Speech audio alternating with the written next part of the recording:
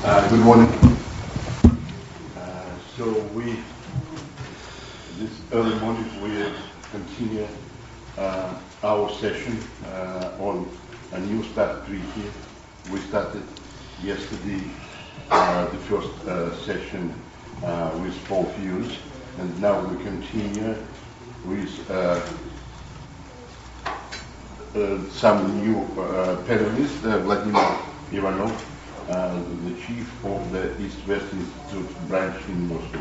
East-West Institute is an NGO based in New York, and this institution has 2 branches, one in Brussels and the other one in Moscow. Dr. Ivanov also is assistant professor of Moscow Institute for Foreign Relations Educational Institute. And General George from Livermore, he is a former Air Force commander, and then he also worked for the Presidential Administration, National Security Council. Now he is in Livermore, dealing with all strategic issues which are of our common interest. And I also invited the panelists from the last session to join to continue our session. We just only have not General Khan from Pakistan. Otherwise, it will be very good collection of the specialists from US and Russia and also Pakistan. But in any case, we continue discussion on what New START means for Russia, United States, and for the other countries. And we just yesterday we just touched a little bit many very important issues of the START treaty implementation and follow-up process. So we need maybe this 1 week to discuss all these issues, but we try just to cover at least some important issues, and also if you have some questions, it will help us to select the areas of interest, just because it's quite a wide range of the problems, issues, and I hope that at least we can just explain some position or views of Russia, United States, and maybe somebody from you will also say a few words about your personal opinion or opinion of your country, and etc., etc. So please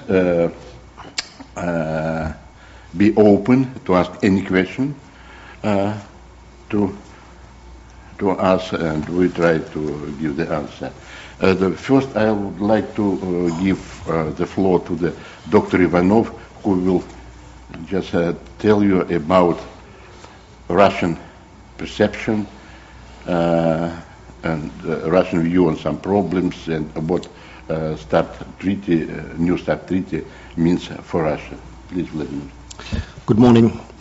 First I would like to say that the comments I'm making do not reflect the Russian official position, and these comments are based on my talks with people who are involved in the negotiating process and the expert community. So it's rather reflections on the trends of military strategic thinking reflected in the New START treaty, rather than an explanation of official position. In the nutshell, to summarize, the general conclusion based on the readings of the START treaty, I think it shows that the Russian strategic military thinking evolves from the concept of mutually assured destruction based on massive retaliatory strike to a more nuanced and I would say sophisticated concept of using its capacities to make an asymmetrical strike in the situation of a nuclear conflict. Actually, this evolution is based on the fact that the gap between the United States and Russia, and probably more broadly the NATO countries in general in technological advances, is growing, and the Russian leadership needs to take account of the situation, also specifically reflecting the difficulties in the current economic situation in Russia. Although it's not acknowledged officially, I would say that numerical parity is less important now for the Russian leadership rather than the structural benefits or structural advances in Russian nuclear potential. And during negotiations of the New START treaty,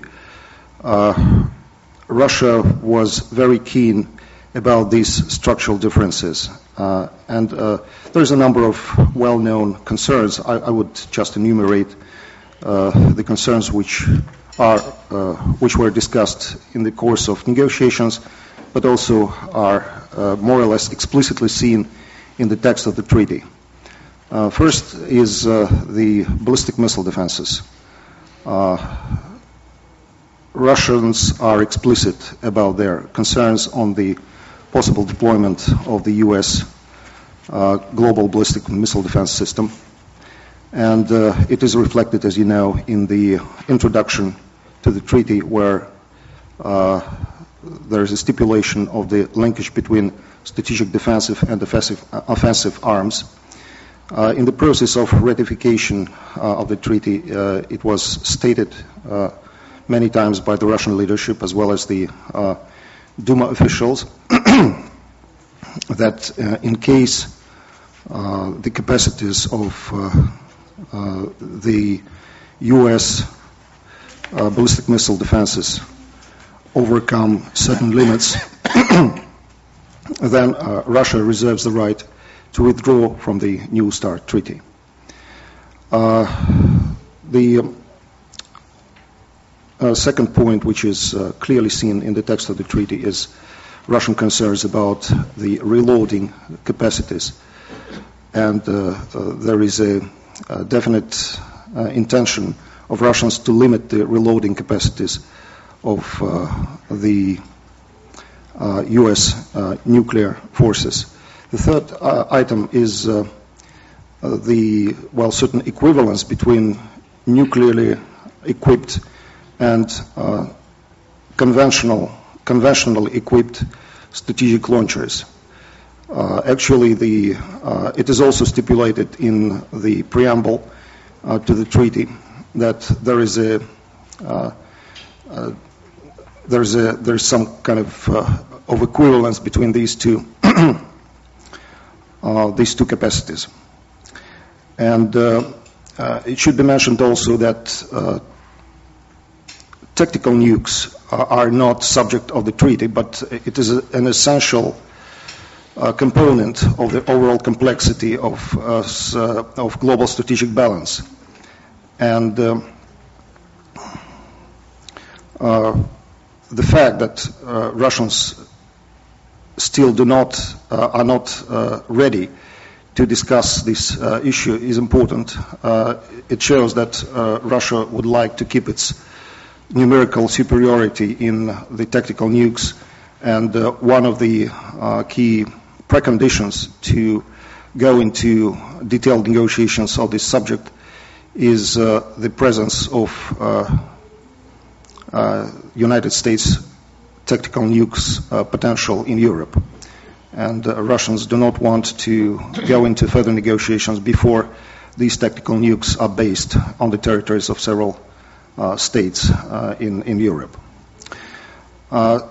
So if we go to look closer at the parameters of the new START treaty, I would enumerate some of them, which show this complexity of Russian approach to the overall strategic balance. First, all ICBMs and SLBMs launchers are taken into account, not only those who are actually on operational readiness, but also those intended for testing, military personnel training, and the space launch sites. Second, the limits and the counting cover all types of deployed ICBMs and SLBMs, irrespective of whether they are tipped with nuclear or conventional warheads. Third, only nuclearly equipped heavy bombers are accounted for in the treaty, and there are special provisions in the treaty for conversion of nuclearly equipped heavy bombers into conventionally equipped heavy bombers. And as military specialists I talked to say that there are special procedures preventing from reconversion of conventional heavy bombers back into nuclear. Fourth, the limit of 1,550 warheads includes all warheads, both nuclear and conventional, on deployed ICBMs and SLBMs, and nuclear arms for deployed heavy bombers. There is also a special provision for counting of warheads on heavy bombers when one heavy bomber is equivalent to one warhead. And one more comment. Each party has the right to define the structure of its nuclear forces on its own and in accordance with the levels for the launchers and warheads established by the treaty. Now Russia has been freed from the burdens established on the structure of its strategic nuclear forces by START 1. It's very important for Russia that the new treaty does not forbid the replacement of single warheads of existing RS-12 ICBMs by MIRVs. The question comes up whether under this treaty Russia can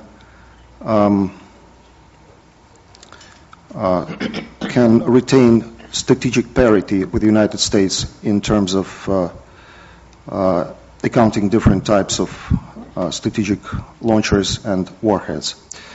If we look at the figures, we see that Russia currently possesses, in terms of launchers, a lesser number than established by the treaty. The treaty fixes the number for launchers as 700, while Russia currently, as of 2010, possesses 560 launchers. So actually, in order to go into the parity on this parameter with the United States, Russia needs not only to replace the old ones, the old launchers, by new ones, but also to increase the number by 140 new launchers. Actually, this is a considerable expense, and it is not yet clear whether Russia would go for increasing this number or it could accommodate with this difference and actually not to spend extra money. Many specialists I spoke to think that it's quite possible that Russia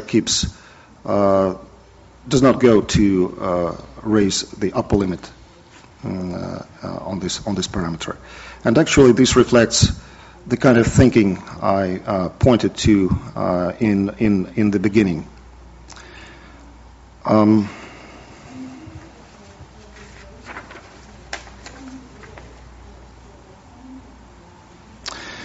Well, finally, I would like to conclude that to have more progress on, to have further progress on strategic arms control, both sides, the United States, Russia, and other countries who would be willing to join the process, would need to take into account all complexity of strategic forces and also of tactical nukes, and probably to redefine many parameters of these different components. Actually, it should be stated that we currently do not have transparent, well-known model of calculation of what is really needed to keep the level of strategic forces at a minimum deterrence level. And, well, this is classified information. Probably both sides have different approaches, or different countries have different approaches to this. And we may probably need to start the process of bringing these calculations and approaches to the public in order to have a more transparent system of calculating what actually is needed in order to keep the minimum deterrence level, minimum level of deterrence. Thank you. Thank you, Vladimir, for the briefing, the auditorium on some of our concerns and our expectation and the future prospects. Now, I would like to give the floor to the General Judge. General Judge was directly involved in the process of discussion of New START treaty, and also with other issues connecting with START process, like ballistic missile defense. And I think that he will talk about some views in the United States compared with the Russian position. Thank you, Leonid. And first of all, I'd like to just once again compliment the organizers of the Asan Institute for this plenum and all the participants that are able to be here. I thought Ivanov did a very, very good job of explaining some of the intricacies of the New START treaty. To a large extent, the new treaty is more symbolic than it is of substance. There were a lot of indications that both the United States and the Russian Federation were naturally going to sort of settle on the course of action that we did. In a couple of fashions, the counting really reflects reality for what both sides had or were going to go to, whether it was because counting measures had become antiquated under previous treaties. There were systems that no longer were used but hadn't been updated in accounting. And in a couple of cases, just pure funding budget constraints were impacting the size of forces on both Russia and the United States. So to a large extent, the treaty is more symbolic than it is actually of something that drives a new future.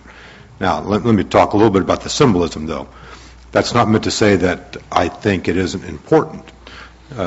Quite the opposite. The symbolism of the United States and Russia addressing nuclear posture, stockpile size, delivery vehicles is critical to the security of the world. And these two countries, as has been commented on a few times, have somewhere around 90% of the nuclear warfighting capability that's on the planet. And so it's an imperative that Russia and the United States work together in order to chart a secure and prosperous future. Let me talk just a second a little bit about intent, because I have been a little bit taken aback this week by conversations that are filled with intent. As what Leonard just mentioned a few moments ago, I recently left military service in the United States Air Force. I did not have the luxury of commanding or conducting my military responsibilities based solely on what I thought was intent. I had to be prepared to address what were capabilities, because I think evidently it sometimes gets beyond this. Intent is easily changed. Capabilities are not easily changed. And to give you a little bit of two quick examples, the gentleman on the far right, both of us served 30 years ago in uniform with the capability that we could do great harm to each other's society. We move fast forward now 30 years later, and we are sharing the stage talking primarily about the goodwill that is between our two great nations. I think that's important to keep that in context. I do not think that the Russian Federation is an immediate threat to the United States. I hope Russia does not think that the United States is an immediate threat to them. I think it's wonderful that you have two Americans and two Russians together here talking about these issues, and that we see the future as being very bright, very peaceful, and very prosperous. But that doesn't mean that we can just blindly disregard the capabilities that our societies have. So a second example. I don't know how it is for all of you, but every time I sit down in an automobile, I have the intent of successfully taking a journey, driving the car to wherever it is I want to go. But I immediately put my seatbelt on, because something may happen that I have to be prepared to address.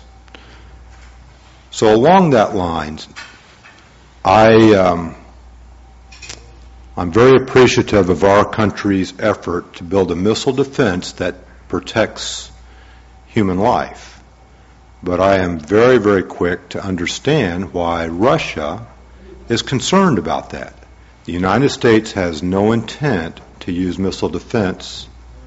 The phased adaptive approach has no intent to use that missile defense system against Russia. But it would be irresponsible if Russia did not be concerned about that capability. So when Ivanov or Leonid, they discussed their frustration with U.S. missile defense, I fully appreciate that. Our countries need to come together and work through that frustration.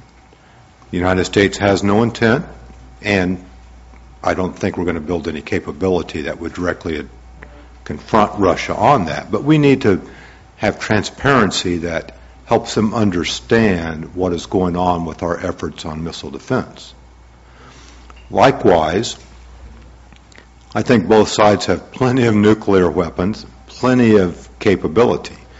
But I don't think that we're well served if we just blindly throw away that capability without understanding the vulnerabilities. I think the atmosphere, the environment between our two countries will enable us to move forward to where we can reduce those numbers, but it needs to be deliberately thought through so that there isn't some unintended consequences that we aren't prepared to handle. Along with that line, as was mentioned on the tactical nuclear weapons, we have to be careful as Americans that we don't expect the Russians to totally understand the rules that we are trying to abide by. They have a different environment that they must live in, a different neighborhood than us. So it should be understandable that they have a reliance on tactical nuclear weapons that maybe the United States doesn't. Once again, is there an intent there today that Russia is going to use those tactical nuclear weapons? No. But they do have that capability. So they have to help us understand, sort of like we have to help them understand the missile defense aspects, they have to help us understand their reliance on the tactical nuclear weapons so that the imbalance that is there, we can work through that and come up with a logical way forward. The last comment on this that the treaty did not address, but the next round of negotiations must address, and I think our government, the U.S. government's intention is that we will partner with Russia for the immediate next round, which will set the environment so that there will be a larger, more multinational approach to arms control. But 1,550 operationally deployed strategic nuclear weapons is a lower number than I had seen in the last 30 years. It did not talk about the 5 to 10,000 or more nuclear weapons that are in our non-deployed stockpile, that are in our tactical stockpiles, that are awaiting dismantlement. The next round of negotiations must address the size and the capability and the intent of the remaining nuclear weapons. Leonard? Thank you, Jonathan, for the good words and about our cooperation and about our future cooperation in strategic issues. And you also touched some very important issues which we must think about. And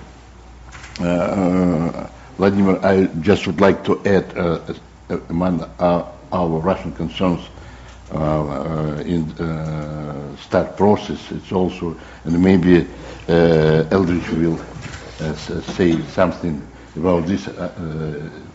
It's the problem of sea-launched cruise missiles, which were Russian side just talking about from the Soviet time.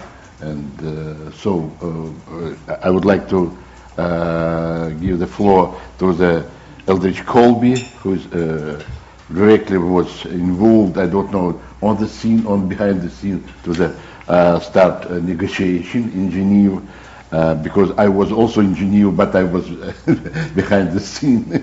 That's why I haven't seen you. And I think that Eldridge will tell us about the future prospects and the problems and the issues of the future start process. Please. Thank you, Dr. Ryabkin. I'm playing the role of Colonel Hughes today, but with neither the physical nor the reputational stature. But I hope you'll accept the poor substitute. But it's an honor to be on such a distinguished panel with my Russian colleagues and with General George, and associate myself with his comments, which I agree with essentially entirely. But what I thought I'd talk about today a little bit is the future of arms control between the U.S. and Russia, and offer some thoughts for what that might look like. As General George mentioned, the next round of arms control is almost certainly going to be bilateral still. That's the intent of the United States, and I think the multilateral candidates are not ready to come to the party. So with that in mind, my own view is that the objectives in further arms control between the United States and Russia should not be reductions per se, and that's motivated by my view that nuclear abolition is not a feasible, nor in my view a desirable goal. I think one can see it also as a desirable goal, but not see it as particularly feasible or in the near term. And so there's people who differ on the ultimate merits of that, can agree that it should not drive arms control, which obviously traditionally has been distinguished from disarmament. So that's my own view, but I think others who differ about the ultimate merits of the objective can also agree. So what should drive strategic arms control between the U.S. and Russia? I think basically the goal of strategic stability as well as the security of nuclear weapons and nuclear materials. Those are two of the overarching objectives. And by strategic stability, without getting too much into the theological debates, I mean a situation in which neither side has a strong incentive to use nuclear weapons other than for essentially its own defense or or for that of its allies. And that includes things that we understand to be like crisis stability, which is to say you don't want to put the other guy in a position where he has a strong incentive to use his nuclear weapons because he feels threatened by your capabilities. For instance, the Tomahawk sea-launched cruise missile issue that Dr. Ryabkin mentioned is a facet of that problem.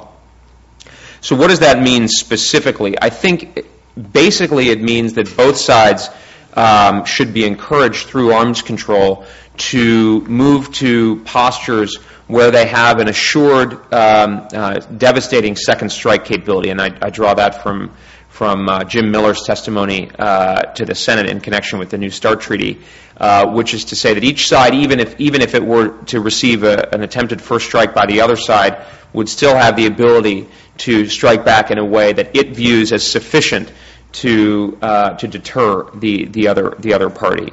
The U.S. is in a good position on this front with our Ohio-class submarines, as well as the ICBM force and the possibility of putting our bomber force back on alert. That can also add to survivability. The Russian side is a little more troubling on that side, at least for the last couple of decades.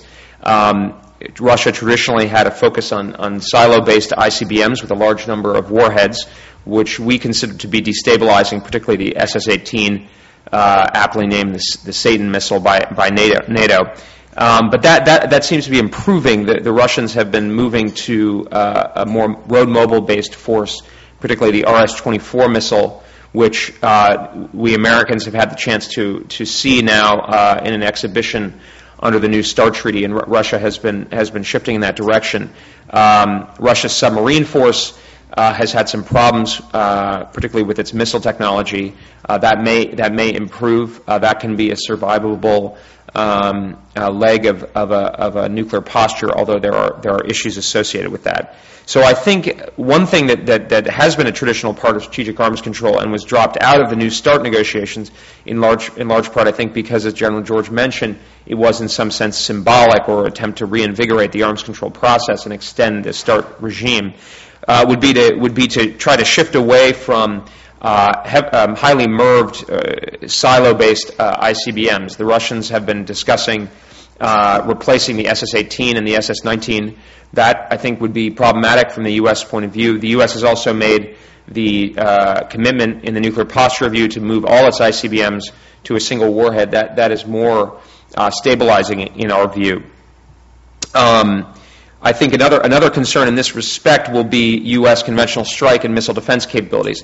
As a practical matter, the United States is not going to agree to strict formal limitations on its missile defenses. However, as I mentioned yesterday, I think the actual nature of the U.S. missile defense programs should give Russia a high degree of confidence that it is not being developed and postured to undermine Russia's basic strategic deterrent. And I think there are things that the United States can do that are more provisional or conditional that can allay Russian concerns. These would include the placement of the radars, which are fixed sites usually, and would be in a position where it would be less well suited to intercept Russian missiles. The U.S. can also make exhibitions to Russia to show numbers and types compatible with our security requirements of those missiles.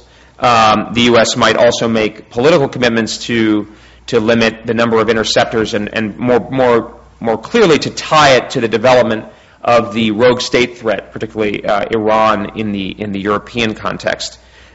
These are all steps that can help allay Russian concerns without actually having formal limitations, which will be impossible and unproductive, I think. On the conventional strike, you can have a similar set of issues. The U.S. Is still quite far from actually deploying any kind of conventional strike, long-range conventional strike systems. In fact, there are a number of experts who think that they actually will not be deployed at all. I don't agree with that, but I do think that they will not be deployed in numbers and in ways that will threaten the Russia's ultimate deterrent capability. More to the point, I think, is to encourage Russia to shift its posture towards a more survivable method of delivery, not only with the RS-24, but also with command and control and early warning systems. That problem seems to have been worse After the collapse of the Soviet Union, Russia has recovered some of its early warning capabilities. But that is ultimately a Russian problem, and that can be a subject of dialogue between the United States and Russia. But the U.S. is going to be feel compelled, for the reasons that General George elaborated, to develop systems that are well suited for conventional strike and for defense. For instance, sea-launched cruise missiles and long-range strike. But these systems need not excessively imperil Russia's deterrent capability. The U.S. can take steps to show good faith and to show through its posture and deployment patterns that it's not seeking to do so. But Russia can also take steps to increase the survivability and effectiveness of its forces. But that is a Russian problem. We can encourage that, but it's not. It's ultimately Moscow's concern. Theater nuclear weapons will have to be part of the next treaty negotiations. These are a concern of a number of NATO partner states and in the United States as well. Ultimately, theater nuclear weapons, the disparity advantage on the Russian side is essentially negated by the U.S. strategic force capabilities. So it's not as if Russia could use nuclear, nor would want to, obviously, but it's not as if Russia's nuclear weapons capabilities that are simply theater range don't have a response. The U.S. has nuclear forces of its own, as do other NATO states. That said, I think there are some productive things we can do, particularly on the security front, through transparency, not excessive transparency that would give Americans inappropriate perspective on Russian forces, but more aimed at giving us confidence on the security of Russian tactical nuclear weapons and potentially on fissile material, give us confidence on that they are being properly secured, and that also can be worked with the cooperative threat reduction programs, which on the whole have seemed to be quite successful. So this is not as much of an issue, it seems, as is sometimes thought, but it's something where we can have mutual confidence building. Ultimately, I think the Americans are not going to give away something very significant in exchange for large-scale Russian or Russian reductions on tactical nuclear weapons. That may lead Russia to retire some of its tactical weapons unilaterally if they happen to be retaining them for political leverage on the arms control front. So these are just some initial thoughts. The overarching perspective will obviously be to continue the arms control process, to give the rest of the world confidence that the two parties take their commitments to cease the arms race under Article 6 of the Non-Proliferation Treaty seriously, but it's also compatible with maintaining an effective deterrent. And in that light, I think it'll be interesting within the United States, for the administration and other participants in the debate to think about what an agreement between the administration that negotiates this arms control treaty and more skeptical parties will be. And that some of the things that could be included to balance the arms control effort might be additional funding or more serious locked-in funding for the nuclear weapons complex, for NNSA, for the modernization of the triad of delivery systems, as well as potentially an expansion of the conventional strike capabilities, which will be important in some areas for maintaining effective conventional deterrence and conventional options at the strategic level. More particularly, it might include on the nuclear front exploration of nuclear earth-penetrating weapons, something that has been discussed but has been off the table, but might be an important addition to deterrence, as well as, especially in light of the discussions that have been had, at least exploring rebuilding of U.S. theater range nuclear forces. These are quite archaic at this point, not as a mechanism of a buildup, but to respond to the possibility of the need to assure allies and shore up deterrence in threatened regions, or as part of an arms control bargaining agreement with potentially with some regional competitors. So these are just some thoughts. Happy to obviously answer any questions on it. Thank you. Thank you, Eldridge, for your just remarkable thoughts about our possible future. And as a chairman, I just would like to make the first question, but not to the panelists, but to my colleague and my friend, because I always use the opportunity to listen to very experienced people. We have here, fortunately, that's my colleague from Georgia Institute of Technology, Igor Krifonov, Dr. Krifonov. And I would like to ask you, what is your vision or also opinion how to compare the START 1, because you participated many years in arms control negotiations with the United States as the Soviet diplomat, and what's your think about what is the connection between START 1 and START 2? What are the benefits of New START compared with for Russia, and what issues are still beyond the frames of this treaty, because some issues, you know it's even better than me, they're still on the table from the beginning of arms control negotiation between Soviet Union and Russia. Please, Dr. Khripunov. Well, thank you, Leonid. You're just putting me on spot. But, you know, my first temptation is not to go into technicalities. I've been involved in arms control on the Soviet side throughout the 80s up to 92. I was involved in negotiations in Geneva and implementing the INF Treaty. And what strikes me most as I listen to that discussion, nothing has changed. I remember, sitting across the table, from the U.S. team and talking to the Soviet military, and we were discussing same issues, about first strike capability, about dangers for each country. So my question is, what has really changed over the last 20 years? How would you explain those lingering stereotypes and hidden sense of, I wouldn't even say hostility, but the only change that I can see is that we became United States and Russia benign adversaries. The bottom line is that we seem to be again poised to annihilate each other, but under different conditions and under different circumstances. We continue talking. It sounds very familiar to me about possibility of cheating, about capability versus intent. We talk about transparency. But if you go even back at the initial stages of bilateral arms control in the 70s, there was a very fruitful discussion about confidence-building measures. And I remember a striking difference in approaches between the Soviet Union and the United States. It's like putting cart before the horse or the other way around. The United States was talking about the priority of confidence-building measures before moving into the realm of disarmament.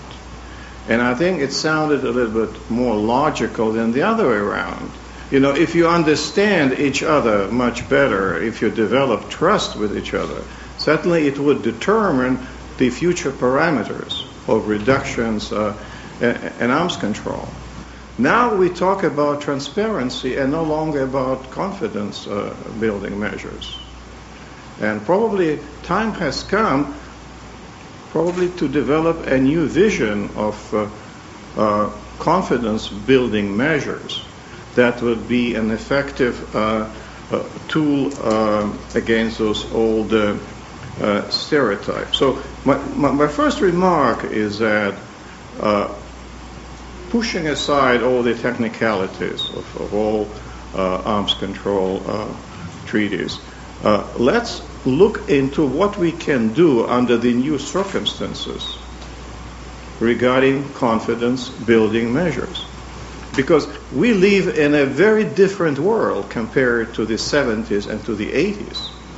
We see how vulnerable we are and how seriously we can discuss a possibility of using nuclear weapons with impunity.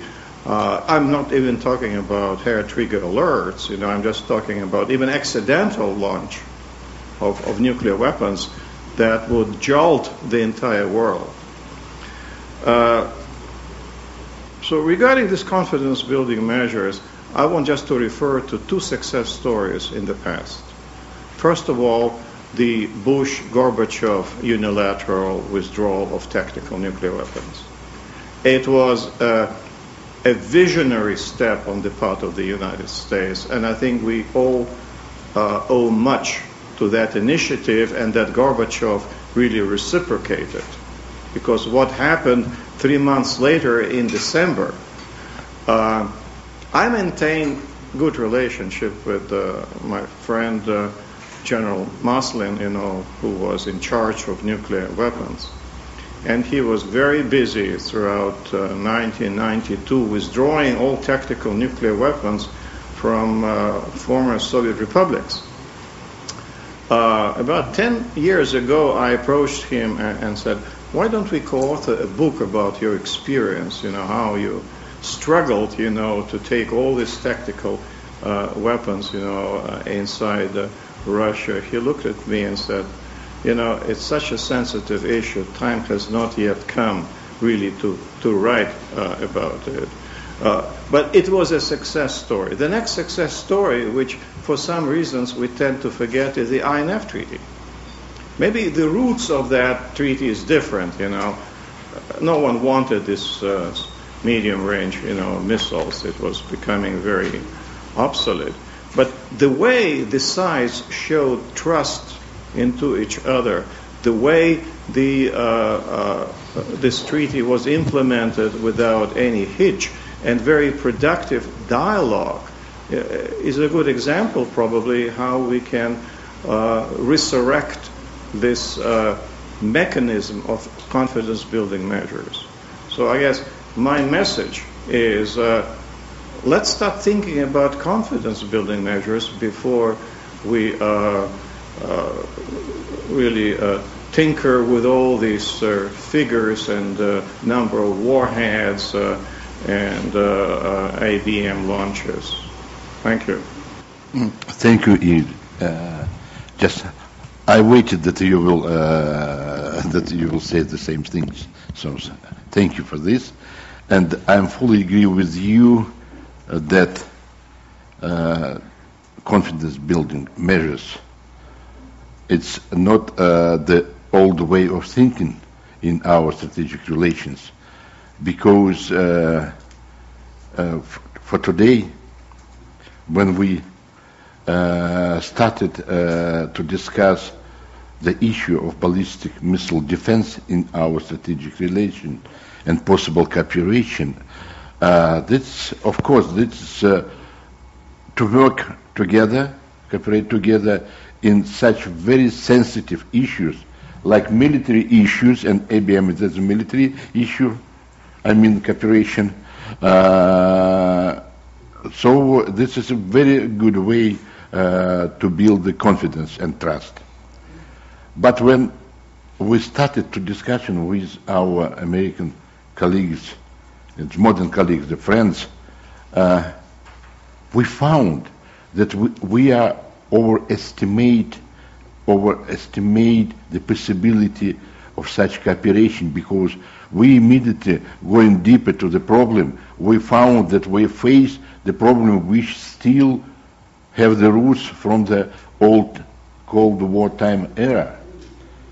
And we found that the main problem still is deep distrust between our countries, especially in military strategic terms, because we who are the military guys here, we know that the major assignment of military planners or strategists just think about security of the state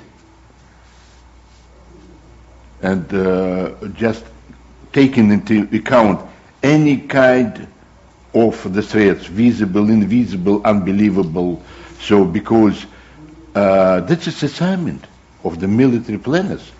That's why, of course, we sometimes it's even I'm feeling uncomfortable when we're talking about the possible military conflicts between two countries. But unfortunately, the military planners must think about this and talk about this, taking into account how many warheads you have, because the good words, it's good. So when two presidents saying we are the friends, we are just thinking about our future of our and prosperity of our two countries, but it's still the words. It's good words, but still the words. Because, so for the example, I will, that's usually our special presidential envoy for the talks with NATO on ballistic missile cooperation, Ambassador Rogozin, who was the chairman of the International Relations Committee of State Duma. He sometimes giving the example when the committee was sitting and waiting the result and and got the message letter from the United States that United States withdraw its signature from the ABM Treaty. So what it means for the military planners, that even the words is words, even the treaty is not the solid basis, because any time we know this is that in all the treaties this provision that for the withdrawing. So the problem of trust is still here, we found. So that but we started to talk about like alliance. Yes, we must how to build our early warning system, joint system, or joint strike capability for interception of ballistic missiles. It's good, but maybe it's too early to talk about this, because this is issue just need the deep trust to each other. So that I completely agree with Igor that we must pay a lot of attention just first to restore the trust which we reach, because in my personal vision, we now have more distrust that we had during the Soviet time. I remember the American military went for inspection, and what was the trust and confidence between Russian and Soviet and American military. Even I remember the once that our president said that I was very, very impressive how our military found the common ground and established good relations between each other. And so we must just restore this type of cooperation and confidence between our two countries. May I make a response? Yeah. Thanks.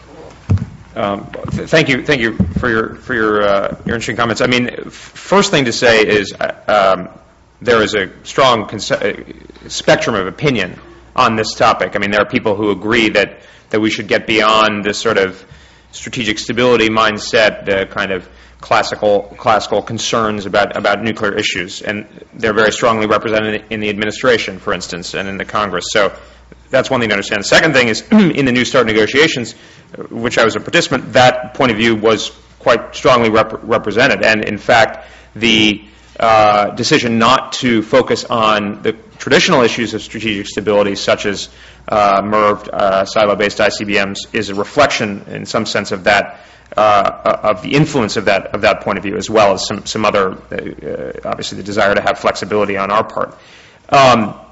in defense of that position, of the position concerned about strategic stability, is the sense that at the close of the Cold War and the years immediately after that, there were very, very high hopes for a kind of complete accommodation, or in a sense almost an integration of American and Russian interests and a truly new world order. Clearly that has not come to be, and in a sense that very idealistic sense of world order has not been borne out. If one has a point of view that states can have even comparable or not too dissimilar social, economic, political systems, and yet still have significant differences of interests or of perspectives on security issues, as Washington and Moscow clearly have. You need only look at the state of relations in 2008 to see that there continue to be quite serious and potentially dangerous differences of opinion about matters for that point, I think, to carry. In light of that, in light of the possibility of conflict, even as we all want to avoid conflict, we need to prepare for that possibility, and the preparation for that possibility should make such conflict less likely, because it will decrease the probability of conflict arising for reasons other than truly the clash over truly vital interests, which is then easier to focus on and to control for. Somebody won't have to think that they need to go to war because their forces are too vulnerable given a certain posture, or that they'll have an advantage, say, as Israel had an advantage by striking first in 1967. That's the kind of thing that we want to avoid. I think it's interesting that actually many of the most hawkish participants in the debate actually agree with your position, and in the sense that was tried in the last decade, and in an attempt to get rid of arms control and say that we can build relation and build trust. It was the Russian side that insisted over the last few years that we return to the legally binding arms control treaty and the restoration. And as General George said, I sympathize with Russia's security concerns and its desire to address these issues in a serious way. I think arms control and strategic stability can play a very valuable role if they're properly conceived. On some of the specific issues, the PNIs are a problematic example. From the U.S. perspective, there's not been entirely satisfactory. We have not been entirely satisfied with how things have gone on the Russian side, and I don't think we would want to replicate that experiment. There were elements of it that were done for our own interests in terms of saving money during the peace dividend and so forth. But as an experiment in bilateral, non-verified arms control, I don't think it's a good example. And the INF treaty is, and this came across quite clearly in talking with my Russian colleagues on the START delegation, is not seen as a successful experiment on Moscow's side. So I think there's problems there. On the missile defense thing, and Mr. Rogozin, the United States is not going to develop military capabilities that are meant for the defense of its core interests that are going to have the approval of a country that we're not even in an alliance with. In fact, usually we're not going to allow even allies to have a veto arrangement. We're not going to spend a large amount of money on a system that we think we really need and then give it a veto. And so Russia's point of view, the United States is trying to cooperate with Russia on missile defense, but if that cooperation is taken by Russia to mean that it has an effective veto, then that's not going to happen. But that is not what Washington is trying to do. I think it is making a genuine effort at trying to forge a cooperative relationship with Moscow, but that can involve a veto. Thank you. Well, given the late night plenary meeting, I want to stay a little bit more provoking, and respond to you and given the early morning hour. I was with the Soviet embassy in 1991 and 1992, and when the whole dramatic changes really took place, and there was a sense of euphoria. President Bush was talking about new world order which never materialized. And looking back, the question is, did we fail? Or probably the people around him, gave him wrong advice, and wrong prediction about the further development.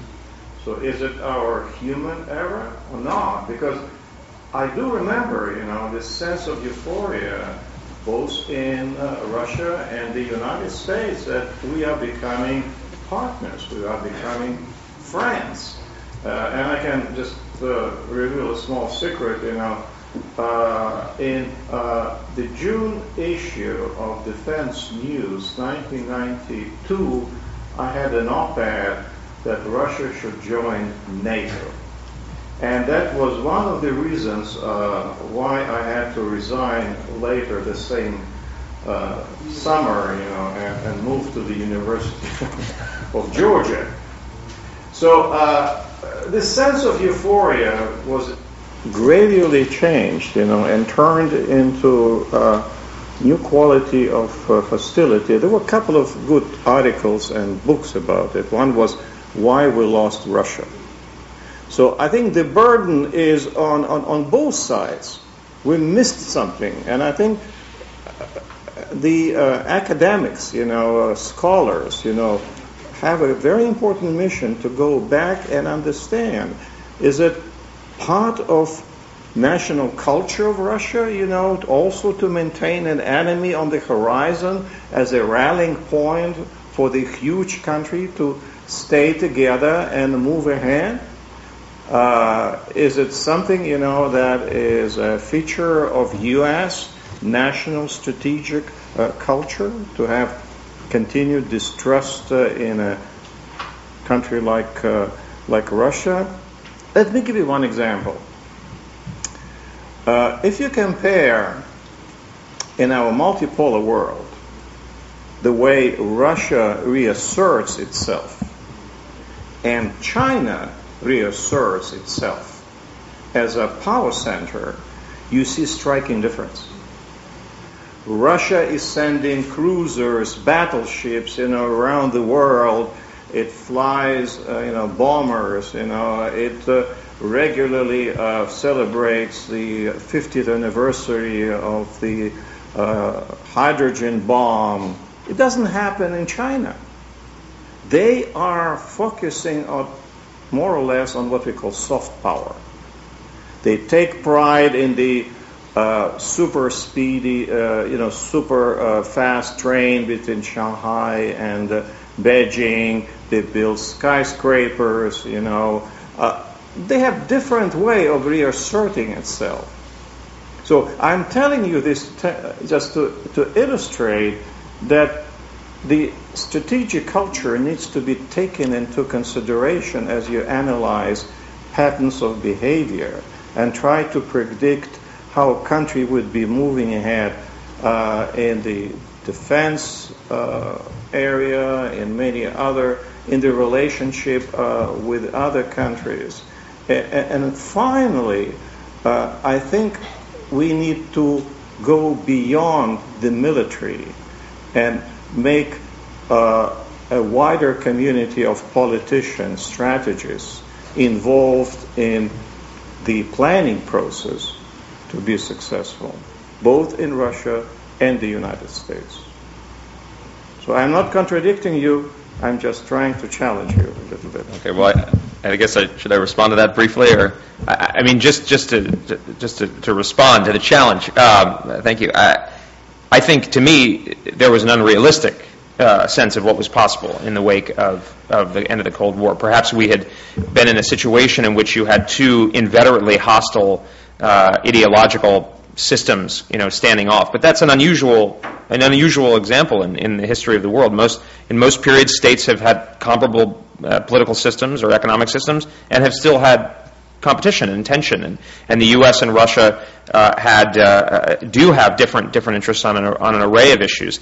And it seems to me one of the problems was this dichotomy or this discordance between this incredibly idealistic, almost millenarian view of what could be possible and the reality. And in some sense, I think Russians feel betrayed and sort of led down the rose path by the Americans, in this vision, because it seems like to Russians there was this rhetoric about a new world order, but in reality the Americans were very deviously pursuing their interests. And in some sense that may be a facet of American strategic culture, that we like to tell ourselves this very high-minded story, but when it comes to practice we're more realpolitik. And to me, if we could have closed that gap a little bit, that would be a better basis for long-term relations. And that's what I think here is. You talk about on the possibility of military conflict. You say it's possible. We deal with it.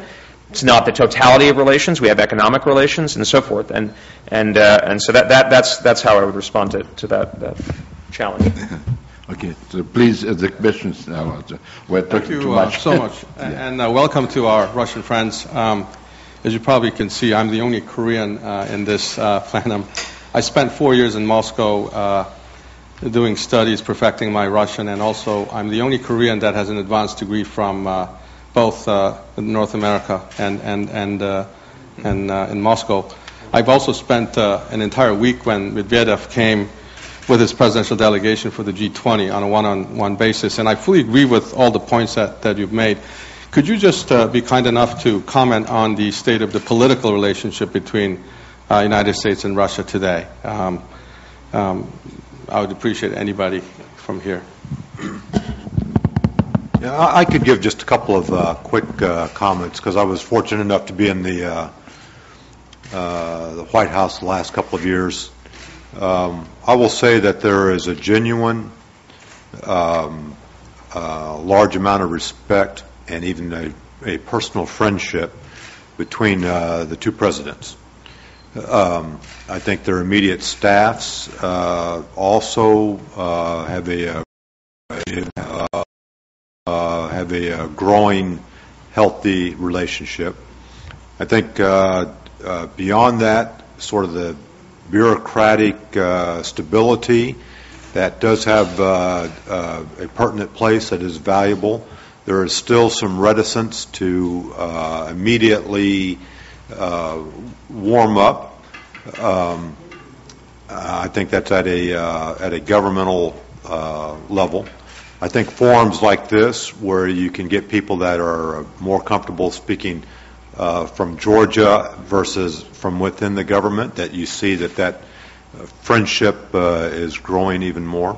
But certainly firsthand from President Medvedev and President Obama, they genuinely, I think, enjoy being with each other. And surprisingly to me, they have a very almost singular understanding.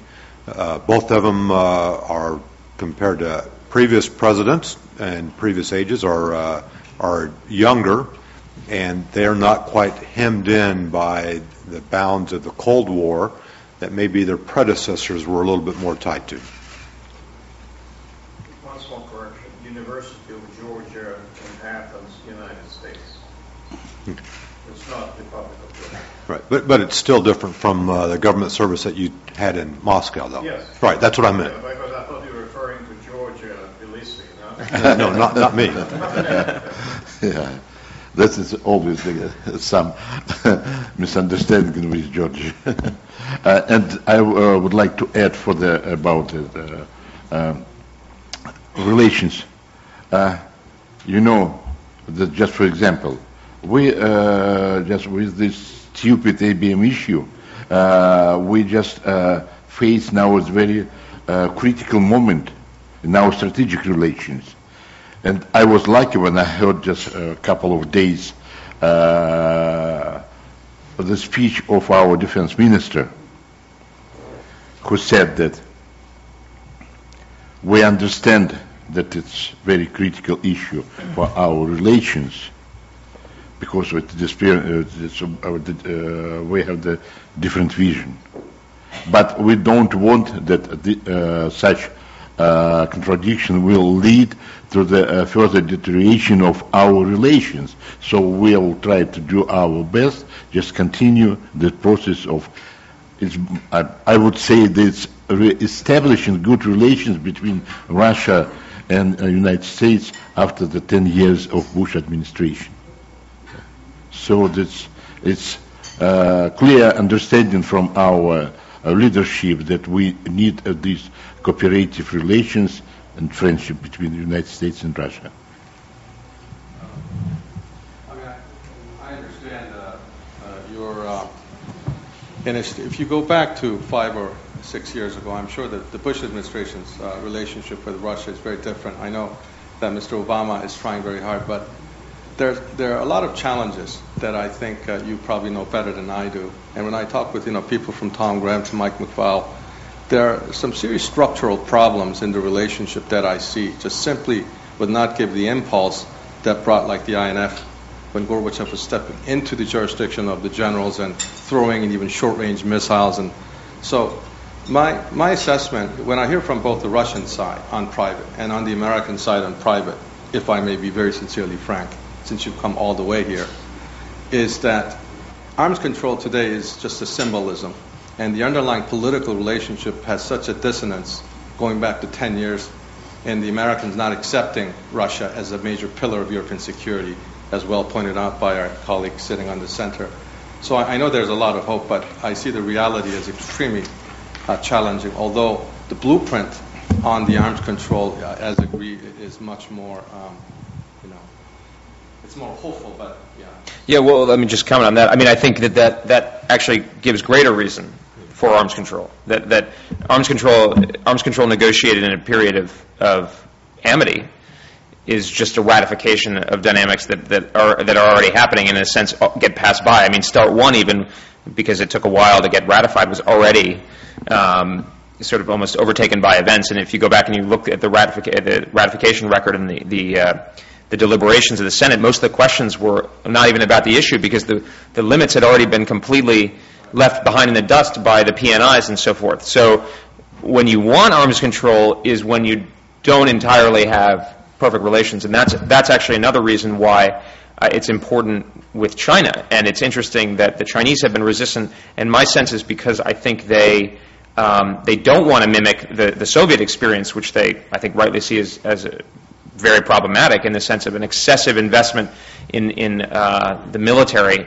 both for the implications for the society, but also in a nuclear world in which military investments have more limited value. From the U.S. perspective, I think I would say, speaking personally, that the U.S. and China, as two large nations, growing nations, assertive nations, increasingly assertive on the Chinese side, there will be friction.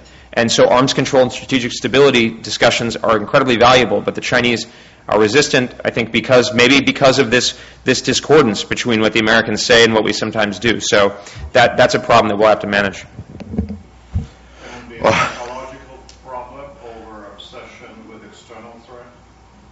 On the Chinese part or on our part? For Russia. I don't know. I'll let you. So, okay, friends and colleagues, so that we must finish the very fruitful discussion, which has no end, I guess. So you can continue talk with Igor, and we will continue talk with. And thank you very much, Paul Hughes, for the starting this talks yesterday. And thank you for all our panelists, for Igor Khrupunov, this gentleman from Korea, that you also made good invest in our talks. So thank you very much. This is the end of session for today, and then I have a short notice about our lunch. The lunch will be served at the Asan Institute 2, so a person will be waiting outside the first floor main lobby at 11:30. The person will leave at 11:30, and then everyone is invited to the lunch.